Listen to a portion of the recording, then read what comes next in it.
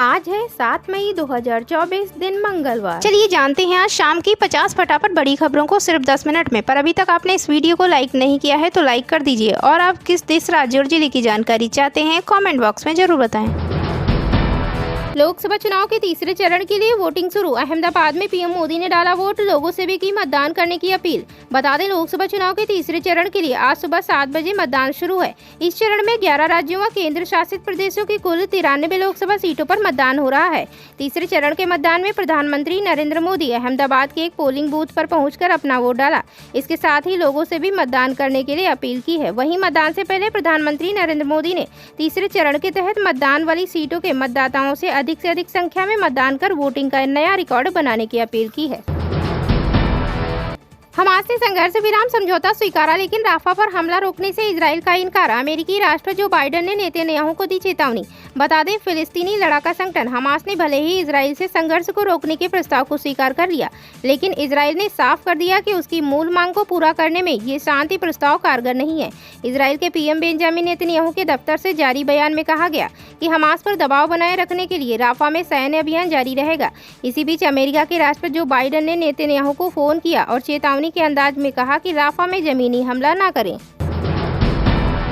स्मृति ईरानी के खिलाफ चुनाव लड़ रहे 19 उम्मीदवारों का नामांकन खारिज। अमेठी लोकसभा सीट पर नामांकन पत्रों की जांच पूरी होने के बाद 19 प्रत्याशियों का नामांकन खारिज हो गया है। जिन उम्मीदवारों का नामांकन खारिज हुआ है उनमें श्रीपति सहाय, विनीत श्रीवास्तव, राम लखन, परेश कुमार नानूभाई, मुलानी, चंद्रेश प्रताप सिंह, राम बरन, रचना वशिष्ठ, पुत्तीलाल, अखिलेश, मिथुन जायसवाल, सुरेश कुमार मौर्य, राजेश बहादुर सिंह, तनवीर अहमद जयसिंह, अजय कुमार प्रदीप, सुनील कुमार तिवारी, गोपाल स्वरूप गांधी का नामांकन भी रद्द किया गया है। नेशनल कॉन्फ्रेंस को बहुत बड़ा झटका, कारगिल की पूरी टीम ने दिया इस्तीफा। बता दें कि लद्दाख के कारगिल में नेशनल कॉन्फ्रेंस को बहुत बड़ा झटका लगा है।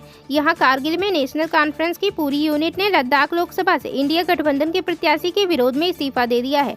कारगिल यूनिट के इस्तीफे के बारे में पार्टी के लद्दाख में अतिरिक्त जनरल सेक्रेटरी कमर अली अखून ने फारूक अब्दुल्ला को पत्र के जरिए जानकारी दी है।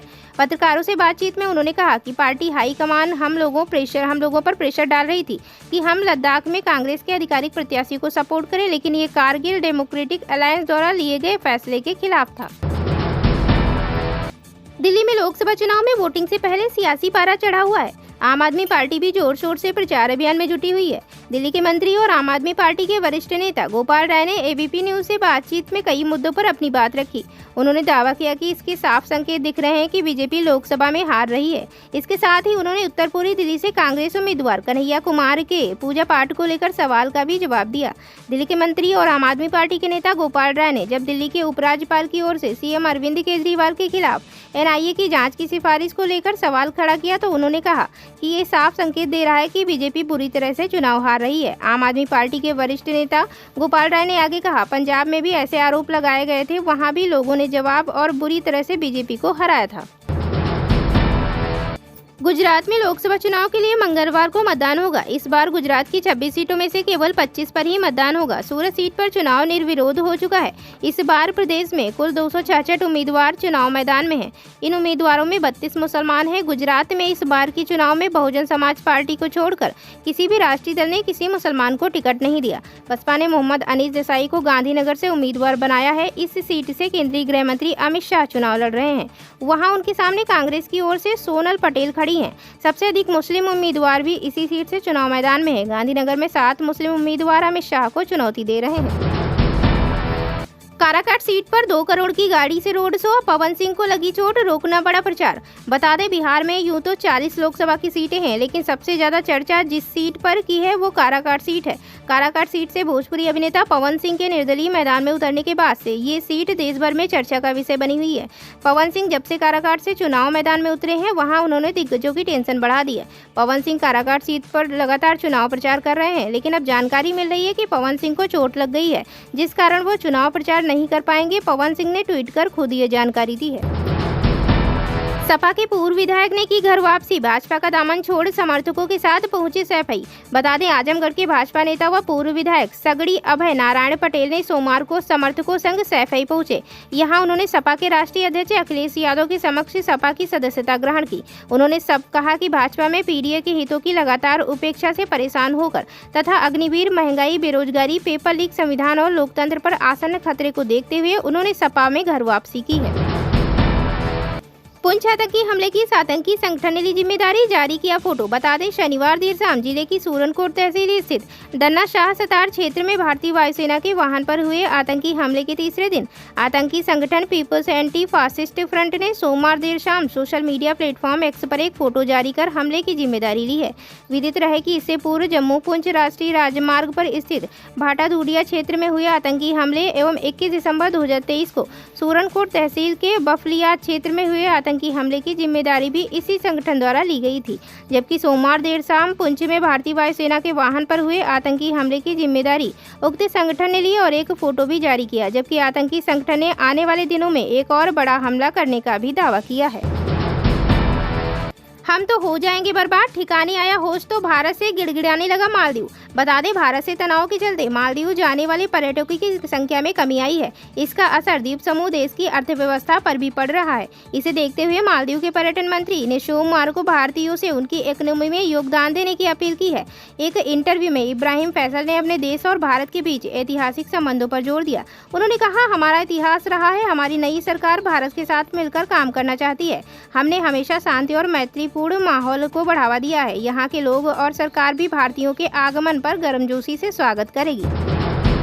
सामने आई दिल्ली के बीजेपी के स्टार प्रचारकों की लिस्ट से पीएम मोदी के साथ दिखेगा ये चौंकाने वाला चेहरा। बता दें, बीजेपी ने दिल्ली लोकसभा चुनाव के लिए स्टार प्रचारकों की लिस्ट जारी कर दी है। इसमें प्रधानमंत्री नरेंद्र मोदी को पहले नंबर पर रखा गया है। दिल्ली लोकसभा चुनाव के मद्देनजर बीजेपी ने अपने स्टार प्रचारकों की लिस्ट में रक्षा मंत्री राजनाथ सिंह को भी शामिल किया है। इस स्टार कैंपेनर्स की सूची में केंद्रीय गृह मंत्री अमित शाह का नाम भी शामिल है। छठे चरण में दिल्ली में होने वाले लोकसभा चुनाव को लेकर सीएम योगी आदित्यनाथ बीजेपी के लिए प्रचार करेंगे। वहीं दिल्ली की 7 सीटों पर कड़ी टक्कर देने के लिए मध्य प्रदेश के सीएम मोहन यादव का भी नाम इसमें शामिल किया गया है। बीजेपी के फायर ब्रांड नेता हेमंत बिस्व शर्मा को भी दिल्ली के लोकसभा चुनाव में प्रचार के लिए उतारा गया है। दिल्ली की 7 सीटों पर विपक्षी दलों को कड़ी टक्कर देने के लिए उत्तराखंड के सीएम पुष्कर सिंह धामी का नाम भी इसमें शामिल है। बीजेपी की इस लिस्ट में शामिल राजस्थान के सीएम भजनलाल शर्मा का भी नाम इसमें शामिल किया गया है। इसके अलावा पूर्व सांसद गौतम गंभीर भी बीजेपी के लिए चुनाव प्रचार में जुटेंगे। 40 प्रचारकों की लिस्ट में बीजेपी ने 2 दिन पहले ही पार्टी में शामिल होने वाले अरविंदर सिंह लवली का नाम भी इसमें शामिल किया है। लवली दूसरी बार 4 मई को बीजेपी में शामिल हुए थे। उत्तर पूर्वी लोकसभा सीट से उम्मीदवार और पूर्व बीजेपी अध्यक्ष मनोज तिवारी भी स्टार कैंपेनर हैं। बीजेपी ने दिल्ली लोकसभा चुनाव के लिए स्टार प्रचारकों की लिस्ट में मथुरा लोकसभा सीट से उम्मीदवार हेमा मालिनी को उतारा है। उत्तराखंड में लोकसभा सीट से उम्मीदवार अनिल बलूनी को भी बीजेपी ने स्टार प्रचारकों की लिस्ट में शामिल किया है। जबकि आतंकी संगठन ने आने वाले दिनों में एक और बड़ा हमला करने का भी दावा किया है। हम तो हो जाएंगे बर्बाद, ठिकाने आया होश तो भारत से गिड़गिड़ाने लगा मालदीव। बता दें, भारत से तनाव के चलते मालदीव जाने वाले पर्यटकों की संख्या में कमी आई है। इसका असर द्वीप समूह देश की अर्थव्यवस्था पर भी पड़ रहा है। इसे देखते हुए मालदीव के पर्यटन मंत्री ने सोमवार को भारतीयों से उनकी इकोनॉमी में योगदान देने की अपील की है। एक इंटरव्यू में इब्राहिम फैसल ने अपने देश और भारत के बीच ऐतिहासिक संबंधों पर जोर दिया। उन्होंने कहा, हमारा इतिहास रहा है, हमारी नई सरकार भारत के साथ मिलकर काम करना चाहती है। हमने हमेशा शांति और मैत्रीपूर्ण माहौल को बढ़ावा दिया है। यहाँ के लोग और सरकार भी भारतीयों के आगमन पर गर्मजोशी से स्वागत करेगी। सामने आई दिल्ली के बीजेपी के स्टार प्रचारकों की लिस्ट से पीएम मोदी के साथ दिखेगा ये चौंकाने वाला चेहरा। बता दें, बीजेपी ने दिल्ली लोकसभा चुनाव के लिए स्टार प्रचारकों की लिस्ट जारी कर दी है। इसमें प्रधानमंत्री नरेंद्र मोदी को पहले नंबर पर रखा गया है। दिल्ली लोकसभा चुनाव के मद्देनजर बीजेपी ने अपने स्टार प्रचारकों की लिस्ट में रक्षा मंत्री राजनाथ सिंह को भी शामिल किया है। इस स्टार कैंपेनर्स की सूची में केंद्रीय गृह मंत्री अमित शाह का नाम भी शामिल है।